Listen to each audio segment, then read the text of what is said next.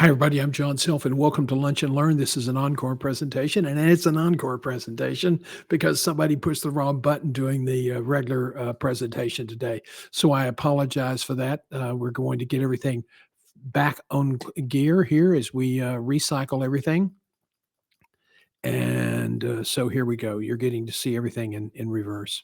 For those of you who are joining us for the first time, I'm John Self. I'm the founder of johngself.com and Guiding Your Career Academy. I spent 27 years in executive search on a global basis. I've interviewed 8 or 9,000, excuse me, executives and managers, primarily executives across the country. I've worked in 40 states and 6 countries on 4 continents. A great career. And during that career, I made 4 career transitions. So I also knew a little bit about career change. But today, our focus today is on navigating transformational change. And these are vital decisions for your future success. So let's talk about where we're going. First of all, this is not a doom and gloom presentation. This is about your future. And you have a secret weapon, and most people don't realize it. And when you tell them, they are very skeptical at first, but after you work with them for a while, they get it. And that's your willingness, then your ability to change. And why is that a secret weapon? Because if you look at numbers of what people do to manage their career, the people who go all out, who write a career plan, who set accountability for themselves, who have an ultimate target, who do what it takes to get to where they want to be and not sit back and just let life happen, they're the ones usually who make the most money and who reach their goals. And only about 23 to 25% of all executives do that. And if you start thinking about the number of executives that even manage their careers, who do the amount of networking you need to do, it's less than 30%. To really have a focused networking program, to really be involved in promoting their brand, that's a small number. So why is this your secret weapon? Because if you can get on top of this anxiety, people don't like to change, but if you can get on top of change, if you can embrace change, then you will be ahead of the game. So all you have to do then is just perform at a good level. And if you're working hard and working your network and really building your brand, you will be in a better position to move your career forward. So really what we're talking about is that it's time for you to change your mindset. Now, this is not about the past, your familiar territory, your safe zone. This is this is about your future. You can't look back. You've got to start looking forward, and not forward based on what you want it to be, not based on what you've experienced in the past, but you have to look forward and adapt to the new rules that are evolving. And it's not somebody in the back room writing down, "Oh, well, this isn't like Bill Maher. This is a new rule." No, this is about being open to learning new concepts and adjusting to new norms. Now, and the economy's been pretty good. And who knows what that'll do to the election. Some people in the Republican Party aren't talking about the economy as much as they used to. Why? Because the jobs report last week was just stunning. Unemployment is down. Long-term employment for white males is up. So, everything looks good. Their inflation is still too high, and that's not something that's probably going to go down anytime soon. But you have to be mindful that no economic cycle, none that I know about and studied in college, no economic cycle lasts forever. So sometime over the next 3 to 4 years, we're going to have a flip. And as that flip occurs, the later it happens, the more AI is going to be involved because it's an evolving technology. The one thing you're going to do is, if you try to move forward, is you're going to run into some potholes. You're going to run into some unforeseen changes or developments that you may not be entirely comfortable with. But this is not the time to cut and run. This is the time to double down, because cutting and running is a recipe for stagnation. And stagnation is not what you want if this is what a moderate disruption in employment looks like. Some people, including Mark Cuban and a bunch of people at Microsoft and other major companies, are saying that between 5 and 10 million people within the next 3 to 7 or 10 years are going to be out of work, and they won't have any place to go because everything they know how to do will be taken over by machine automation. And some people refer to that as the automation of automation. And these large language models are learning at an impressive speed. So it's going to be sooner than later. So you need to be prepared and you don't want to get caught in this situation.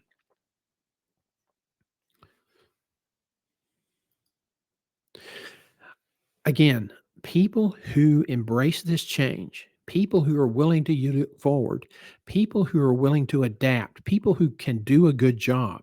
You don't have to be the best performer in the world. You just have to do a good job. They're going to be the people that succeed in their career. They're going to get the best opportunities, the most interesting jobs. And so that is, that's you. That's all on you. And because if you're going to kind of be like everybody else, then what's your differentiating factor? Why should somebody want to hire you? So let's talk about our agenda today. Where are we today? Where do we seem to find ourselves? And I think that's a really good question that we want to try to answer. The second is you do have choices. Okay. Third is the anatomy of inaction. What does that look like? How do you get there? And the first step, if you're going to really, break from the pack, is do a SWOT analysis. Your strengths, weaknesses, opportunities, and threats. And then you want to sort out your options. And what you really want to be aware of is that you must be more proactive and a threat with a threat aware approach. In other words, you want to be more proactive in moving your career forward, and you need to be aware that there are threats. Now, this is not one of your options. A lot of people are doing it because that's burying their head in the sand still seems to them to be a better prospect than having to go through change. I'm not sure what change really does to upset people, but boy, those who don't like it, it really, really upsets them. So this is not really an option, but if you're struggling with change, you need to get a coach or you need to go get some counseling because not being willing to change is going to get you kicked to the curb. People, when there's turnarounds to be done, and there are going to be a lot of them, what new teams come in, the turnaround teams come in, and the first thing they do is try to get rid of everybody in the department of this is the way it's always been. The people who are resisting change, who are digging in their heels, and who keep saying, this is nonsense. I've always done it this way. I'm just not going to change. Those are the people that will get thrown out of the door first. So don't be the person who sticks your head in the sand. Now, what is it about change that makes people so resistant? Well, the first thing they tell themselves, convince themselves passionately, it won't affect me. This is not about me. I don't really need to change what I'm doing. I don't need to plan. That's just nonsense. That's silliness. I know my job. I've been doing this job. Nobody can do it better than me. I'm okay. Okay. Some people then don't like to plan for their future because they view it as the epitome of arrogance. Okay. They think about those guys they knew in high school running around with their, khaki pants on and white shirts buttoned at the top collar with slide rules dangling off their belt and a pocket protector in their pocket so that they won't put their pens and pencils and get their shirts dirty. Okay. That's what a lot of people think about, those kind of nerds. Well, this is not what we're talking about today. This is not arrogance. The changing is not arrogant. It's not nerdy. It's essential. Okay. Uh, Another thing people have told me in the past is, look, John, yeah, okay, just assume you're right. I don't need to plan. I don't want to. I don't want to look silly or make a mistake. And if I buy into this, everybody's going to scorn me because they're going to think that I'm better than they are. Well, first of all, you can't control what people think about you unless you want to be just like them. Okay. If that's what you want to do, good luck. And do that. I'm not sure how long you'll be happy doing that because you may lose your job because it's amazing how many jobs will get affected by this automation. Now, the immutable truth in today's market, well, this isn't it. Work hard and something will always work out. That was a truth that worked for people for years and years and years and years. And today, it's simply not true. You can work hard, something may not work out. Why? Because, first of all, computers are doing more of the screening, more of the sourcing. In other words, you don't have recruiters on the telephone calling people to say, hey, do you know somebody who might be good at this? That's the way a lot of people got discovered. In the future, Why do you want to hire those extra people to do that when you can have a computer scan by LinkedIn, go through thousands of profiles to match an algorithm that you've commissioned, and do it in a matter of 30 minutes? Why would you not do that? Because you get rid of bias, you get rid of a lot of expense, and you speed up the process. So now, when you have computers scanning resume and looking for people and then scanning resumes, the computer does not recognize the language. Something will always work out. And so you can't depend on that anymore. If you're talking to search firms, yeah, maybe they might give you a consideration for a position. But search firms, for the most part, the medium sized, small boutiques, and some of the larger ones, still are a look at your resume shop. In other words, they may only spend 20 minutes with it. It may be a junior associate, but they will look at your resume for 20 seconds or more. And, that's better than having a machine read it. However, that's not going to get you to where you need to be. The great great writer Goldsmith said once that he wrote a book, said that what got you here won't get you there. And it's an incredible book about leadership, but it's also a very true book about the future direction of our business climate, our workforce, our workplace, and what you have to do to adjust. So you saw those two pictures of the old fashioned, tractor, the old fashioned harvester and plow. You know what this is? This is not an airplane. This is not some fancy radio control room. Nope. This is the cabin, or a cockpit, if you want to call it that, of a farm tractor. All of this is connected to computers and satellites and other camera techniques, so they can see where they are in the field, and they are able to control their planning, and they can do soil tests and everything else in the world along the way. This is what farming today looks like. If you come into farming today and you don't understand computers and you don't want to learn computers, you may be SOL. Okay. And the second two words are out of luck.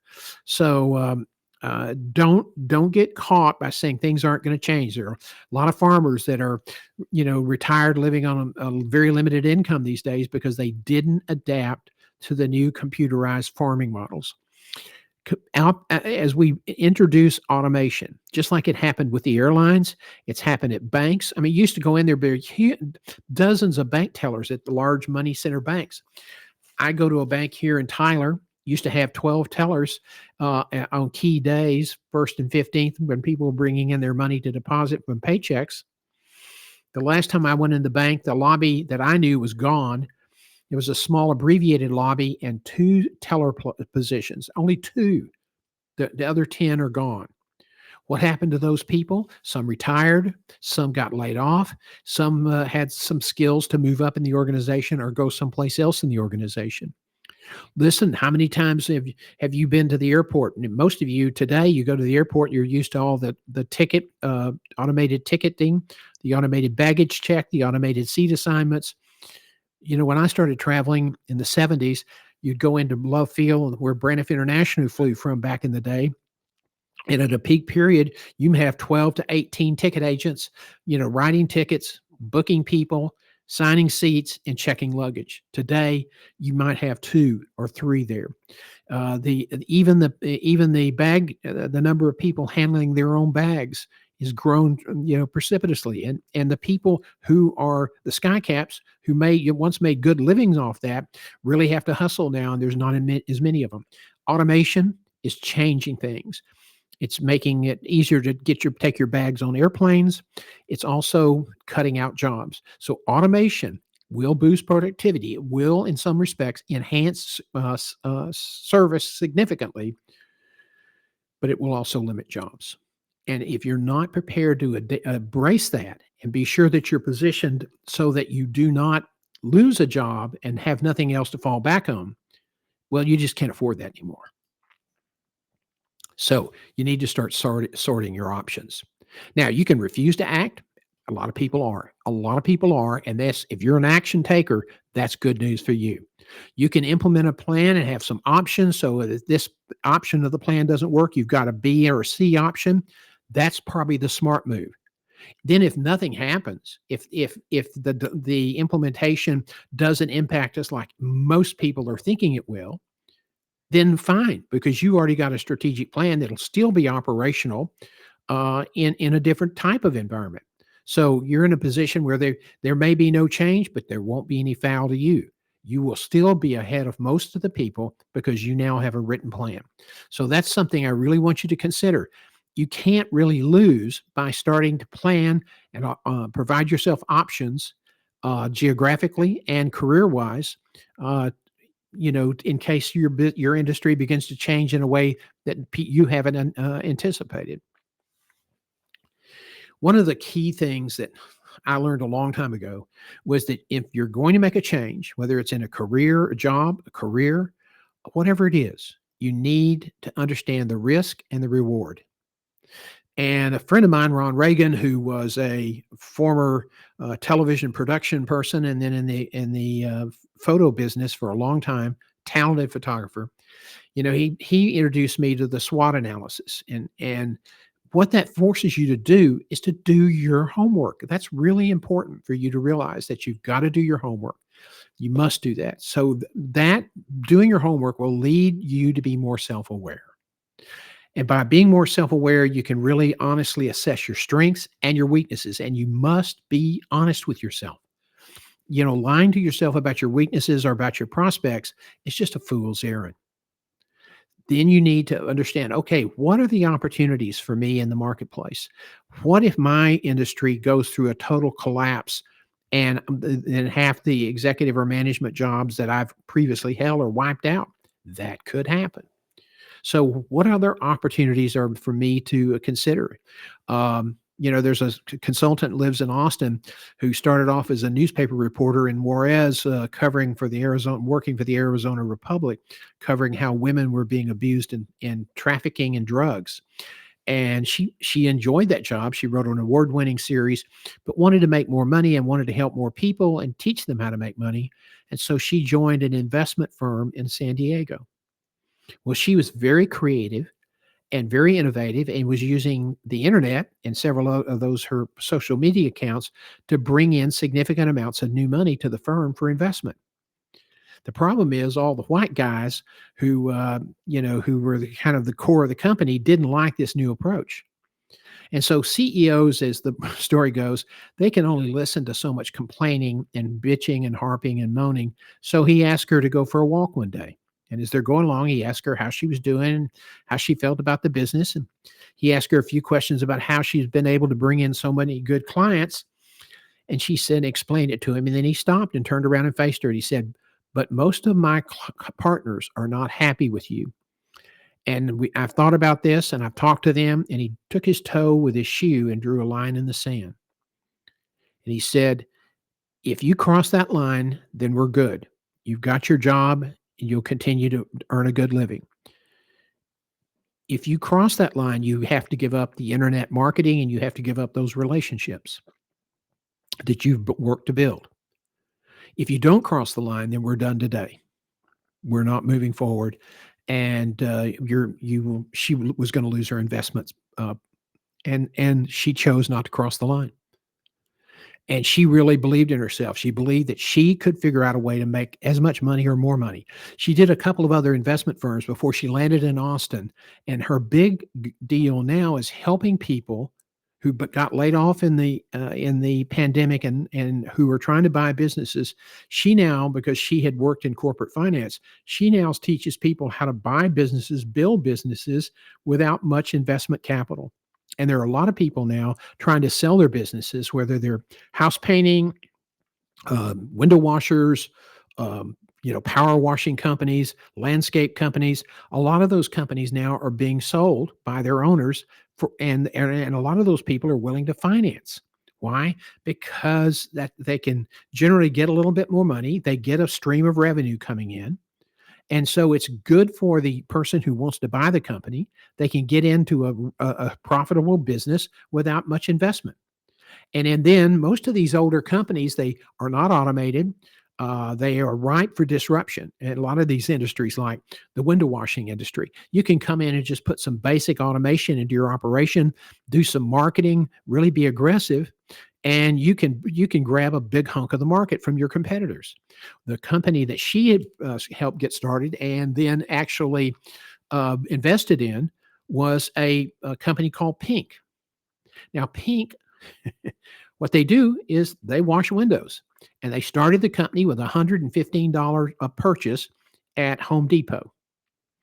And they worked along, started bringing in some good money, and they bought a truck, and they put a nice logo on the side of it and on the back of it, and they use that for what they call not marketing but parketing. When they're doing projects in a neighborhood, they park the truck in a very visible position, so that people coming home will see it. And they have been extremely busy, and they're now in multiple markets and approaching $1 million in revenue this year. Okay, two guys, one who was in event planning and the other who was a bookseller, are now successful businessmen with a bright future ahead of them. So, what does that mean? It means that, there's a lot of things you can do. You may not want to own your own business, but you may not be able to stay in the market that you're in. So now is the time to build your network, to to people who will be willing to give you advice, people who will hold your hand and walk the journey with you. Harvey McKay was probably best known as a stationer.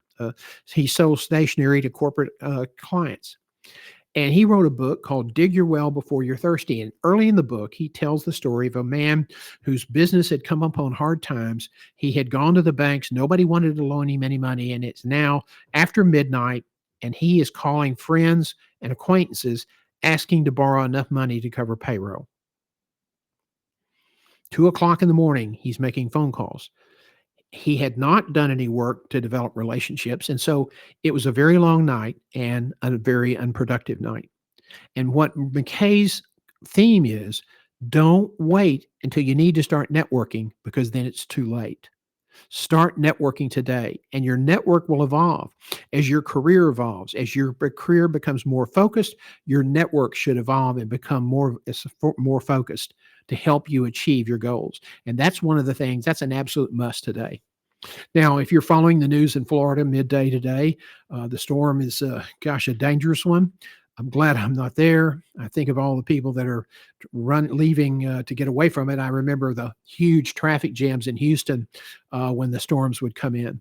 Well, today in Florida, going across the state, the freeways are crowded. People's tempers are fraying. Gas, they're trying to get gas supplies to the highway gas station so people won't run out of fuel. But a lot of people are on the highway, and they're all going in one direction, away from the storm. And what I'm trying to tell you is that there's a storm brewing, and if you are in the back of the line, you're going to get caught up in the wake. But if you're in the front of the line, you'll have more options and have a chance to be more successful. Getting traction and building relationships, it is hard. I'm not going to tell you that, but what you have to be committed to do is advance, keep it up, keep moving forward when others quit. Those usually determine the people that are successful. Now, here are some important calls to action. These are keys to success. First of all, you got to have a vision. People say, "Well, I want to be a hospital administrator. Or I want to be a city manager. I want where? What kind of? How big do you want to get? What are you looking for in a particular job? All city managers' jobs are not equal. So, what are you looking for? What do you really excel in? So you want a vision. Now, to make that vision more than just a wish or a dream, you've got to develop a plan. And you have to incorporate that vision into your planning so that you have waypoints for implementation, and you can hold yourself accountable. If you don't hold yourself accountable, you're not going to be as successful. The third thing you need to do is you need to adopt networking 3.0. That is a combination of some of the original networking strategies that all of us have used in the past, integrated with your career plan. Okay. It's aligned with your plan geographically and for the final job, the jobs you want in the near future. And then you pick people to affiliate with, to contact, and to develop relations with are people who can help you take the next step. You can't wait until you're ready to take the next step. You can't wait until you're not afraid of being rejected. You've got to get moving on that function today because things are going to move into an unstable market. And what you don't want to do is be caught out of a job without a network and having to apply online for jobs. I can't tell you how bad the odds are when you apply for a job online. It's totally inefficient, and you're going to be competing anywhere from 100 to 300 or 400 people for every job. Now think about that. 150 to 200 odds will scare people off, but when they get them to 300 or 400, they either get scared off or they begin to think, well, that just doesn't even sound real. So I just don't. I don't believe that. Well, let me tell you something. You absolutely have to do that. And you have to be able to create a vision. You have to have a plan. You have to adopt networking to support that plan. And it needs to be aligned with your career plan. And then you must develop a robust brand online and face to face with your professional association. Why do you have to develop online? Because corporations are moving recruiting inside and they are using LinkedIn or LinkedIn like companies who have powerful recruiter computers. And I use that word interchangeably now. You probably have heard a couple of times. High speed computers, and they integrate that with a job summary algorithm, and they can now search thousands of what we would call passive candidates. People who don't even know the job exists to ask them if they would be interested. So now the odds are going to get worse. Not just 101 to 150 to 1. You may be up against 300 or 400 qualified people. So how are you going to compete? How are you going to differentiate your brand? How are you going to stand out from the crowd? You can't start trying to do that once you decide, I'm in trouble. I need to get another job and I'm in the back of the line. How are you going to deal with that? Even if you're just trying to get through the computer evaluation system online, you need somebody who will take you through the side door, who knows people in the company, who will introduce you and help you avoid that just bone chilling, rattling experience of being rejected so many times. The fifth thing you have to do is master the art of the job interview. So many people think they're good at it, and so many people are not. Okay. Most people are okay. They're passable, but, small percentage are really great long ball hitters. I saw that for years and years as an executive recruiter. And I want to tell you that most people are average. Average is not going to get you the job. Okay. Average won't work. So learn how to master the art of the interviewing and learn how to become a good storyteller so that you can incorporate your successes and some of your other achievements into stories. Because why? Because employers remember stories more than they do facts and figures. Employers like the fact that if a candidate tries to build a rapport with them, if there's trust and honesty, that's important. And the applicant can also use their stories to move the interviewer into a position of where you can have trust and emotion, because they can like you, they can trust you, but the trigger is emotion. And you really want to really move that forward any way you can. Okay. Finally, you must do a good job. Okay. Now, a lot of people focus on doing a good job to the neglect of these other keys. You can't do that. These are all 6 important keys, and you must follow through. Now, there's some other supporting actions. First of all, get rid of the word can't. Can't is not going to get you anywhere. You substitute it with can. Okay. I can do that. Yes, I will do that. I can do it. I'm good at it. Thank you for the opportunity. I can take that care of that for you. Okay, that's really important. The next thing you have to remember is that employers are looking for people who are enthusiastic and who can be knocked down and face some struggles and get back up and, as they say, go at it again. Okay, and that sometimes can be very, very helpful in building trust and confidence. Now, you also have to set time out each month for content creation, because you're going to have to, your branding on LinkedIn and other sites must be up to date. It must have relevant content, articles, videos, short videos. It has to have all of that stuff now to get the attention of those computer bots and the people out there doing it by hand. So it's really important for you to have a vibrant, organic resume with good content, and that only happens if you take the time to do it. Okay. Fifth is you have to be relevant and you have to be authentic. Don't start looking for a job and still be in a battle with City Hall. Okay. It's not a great way to go. Don't let yourself get caught up in this situation where you're not visible, you're not doing what you need to do. That's just a position you don't want to get in. Be visible, be consistent, be relevant, be authentic. When you do interview, let those characteristics show up. What's going to happen is recruiters hire people who are authentic and who they trust and who they believe can do the job. And you know what the trigger is? The trigger is emotion. And so you want to build a relationship in which you can use that trigger effectively. Now, a lot of times, I've encountered people who say, my, I love my job. I do my job and I just hope and trust that everything's going to work out. Well, that's a great sentiment, but hope is not a job search strategy anymore. It might have worked for some people in the past. Some people say, no, no, no, I'm a bit person of faith. Everything's going to work out.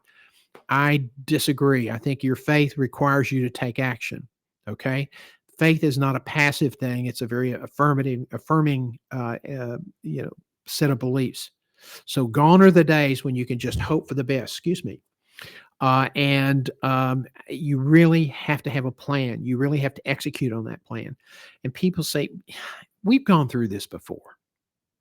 Yeah, we have seen some great changes before, but you know what I think after looking at this for the better part of 2 or 3 years, and now, having been in the industry and recruiting for over 27 years, I can tell you this without any reservation. This time it is different. This time it's different.